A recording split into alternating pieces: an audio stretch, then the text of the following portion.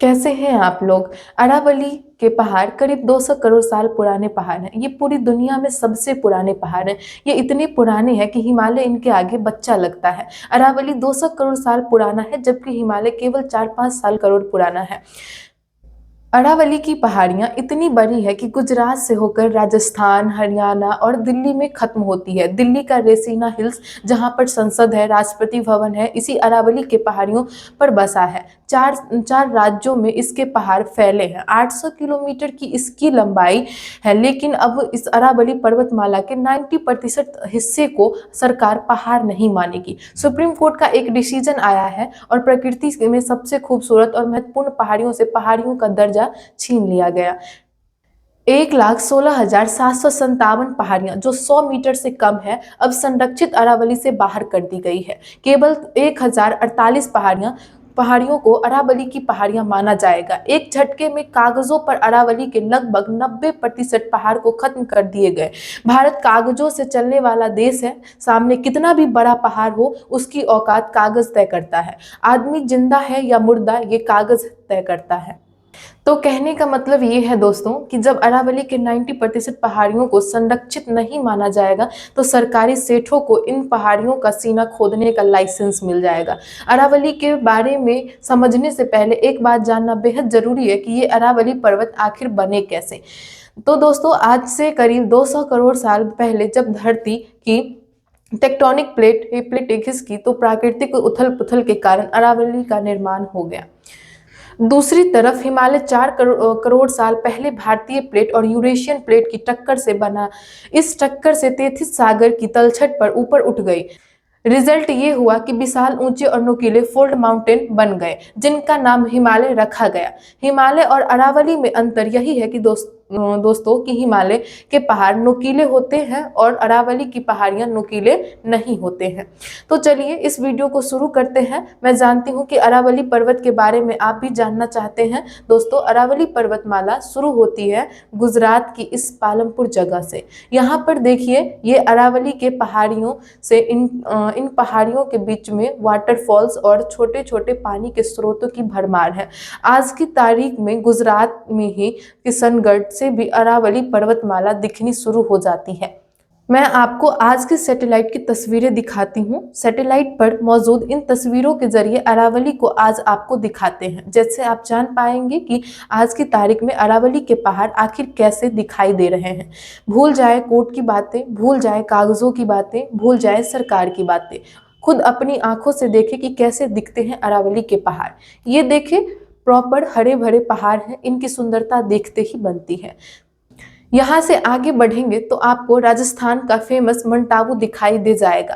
Mount Abu वही जगह है जहाँ पर अरावली पर्वत सबसे ऊंचा है। यहाँ पर एक चोटी है जिसका नाम है गुरु शिखर, जो अरावली पर्वतमाला की सबसे ऊंची मानी जाती है। यानी उसकी ऊंचाई 1,727 मीटर है। यहाँ माउंट आबू वाले जिले का नाम सिरोही है। इसको देखिए, अरावली के इस पर्वत के ऊपर कैसे पूरा का पूरा शहर बसा हुआ है।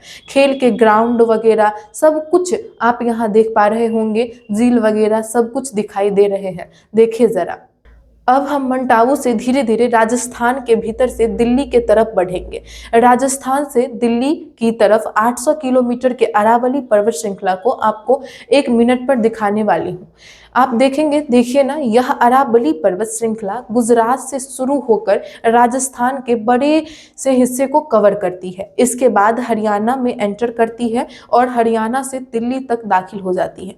दिल्ली में रायसीना हिल्स का ये इलाका राष्ट्रपति भवन, संसद भवन और नॉर्थ ब्लॉक, साउथ ब्लॉक जैसे महत्वपूर्ण सरकारी इमारतें यहाँ पर बनी हुई हैं। ये इसी अरावली पर्वत पर बने हुए हैं। देखिए, राष्ट्रपति भवन अरावली पर्वत के टीले पर ही तो बना है। जब आप यहाँ से खड़े होकर इंडिया गेट को देखते हैं तो देखिए, इंडिया गेट नीचे नजर आता है। तो भारत की सत्ता के सबसे बड़े प्रतीक जिस पर पर्वत श्रृंखला की छाती पर खड़े हुए हैं, आज उसी पर्वत को वहीं से नकारा जा रहा है। इसको कहते हैं पेड़ की जिस डाल पर बैठे हैं उसी को काट दे रहे हैं। दोस्तों, ये अरावली पर्वतमाला पानी की बहुत बड़ी स्रोत है। आपने देखा, ये पूरी पर्वतमाला जिस जिस इलाके से गुजर रही है, वहाँ वहाँ हरियाली बिखेरते हुए गुजर रही है और इसके पहाड़ों से पानी के स्रोत बिल्कुल साफ दिखाई दे रहे हैं। इस अरावली पर्वतमाला का सबसे बड़ा फायदा ये है कि ये पहाड़ राजस्थान के मरुस्थल को बाकी के भारत की तरफ बढ़ने से रोकता है। राजस्थान का थार मरुस्थल जैसलमेर, बाड़मेर, बीकानेर, जोधपुर, चूरू, नागौर और हनुमानगढ़ जैसे जिलों तक फैला हुआ है। इस सैटेलाइट इमेज को देखें, इसको देखकर के बिल्कुल साफ दिखाई दे रहा है कि खाड़ी के देशों में फैला मरुस्थल जो तस्वीरों में रेत की तरह दिखाई दे रहा है, अब राजस्थान को टच करता है। तो यही अरावली पहाड़ियां बाकी के देश में इस मरुस्थल को फैलने से रोक देती है, दीवार की तरह खड़ी है। रिसर्च बताती है दोस्तों कि अगर ये पहाड़ियां नष्ट कर दी गई तो भारत का सबसे बड़ा हिस्सा आने वाले कई सौ सालों में रेतीले इलाकों में तब्दील हो जाएगा। सिर्फ यही नहीं दोस्तों, अरावली पर्वतमाला हरियाणा और दिल्ली के लिए प्राकृतिक ढाल की तरह खड़ी है। ये राजस्थान के थार मरुस्थल को दिल्ली की तरफ बढ़ने से रोकती है और बारिश के पानी को भी नियंत्रित करती है। अगर अरावली खत्म हो जाती है तो भूजल तेजी से घटेगा और आसपास के क्षेत्रों में पानी की किल्लत हो जाएंगे। और सिर्फ पानी ही नहीं दोस्तों, अरावली पर्वत दिल्ली एनसीआर का डस्ट बैरियर और प्राकृतिक कूलिंग सिस्टम भी है। इसके बिना वायु प्रदूषण और गर्मी और अर्बन हीट आइलैंड इन्फेक्ट और भी ज्यादा तेज हो जाएगा, जिससे गर्मियां दिल्ली वासियों के लिए भयानक, कठिन और असहनीय हो जाएंगे। अरावली दिल्ली एनसीआर के लिए सबसे जरूरी है क्योंकि दिल्ली का करीब 20 से 25% हिस्सा अरावली पर्वतमाला को कवर करता है। दक्षिणी पश्चिमी दिल्ली अरावली की छोटी छोटी चट्टानों पर बसी हुई है। अब बात आती है इसकी कि आखिर विरोध किस बात का है। तो दोस्तों, सुप्रीम कोर्ट ने केंद्र सरकार को इस प्रस्ताव को माना है, जिसमें ये कहा गया है कि वो पर्वत जो 100 मीटर से ऊपर है उन्हें ही अरावली पर्वत का हिस्सा माना जाएगा। तो प्लान सरकार का है, अरावली को खत्म करने की मंशा सरकार की दिखाई दे रही है। जो खनन अब तक अवैध होते थे उनको वैधता दे दी जाएगी, वरना सरकार को ये सब करने की क्या जरूरत।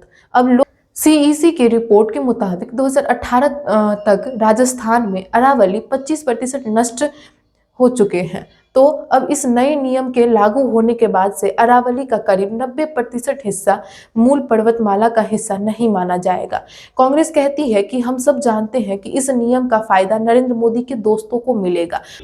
पहले भी बिहार, छत्तीसगढ़ और मध्य प्रदेश में अडानी के लिए नियमों को ताक पर रखकर जल, जंगल, जमीन बर्बाद कर दिए गए। सरकार अपने दोस्तों को फायदा पहुंचाने के लिए सारी हदें पार कर रहे हैं। केंद्रीय पर्यावरण मंत्री भूपेंद्र यादव ने कहा है कि अरावली पर भ्रम फैलाया जा रहा है। दोस्तों, आप अरावली की नई परिभाषा से अधिकार सरकारों को मिल गए हैं। इस चिंता बढ़ गई है कि जो सरकार अपने मित्रों को ₹1 सालाना में जमीन दे सकते हैं, वो अरावली के पर्वत को किन तोहफे में देगी। सवाल बहुत सारे हैं, सवाल लाजमी भी है, लेकिन हर कोई इसी मुहिम के साथ है कि सेव अरावली। हमारे साथ फिलहाल इतना ही। चैनल को सब्सक्राइब कीजिएगा। इस पूरी खबर पर आपकी क्या राय है कमेंट में ज़रूर बताएं।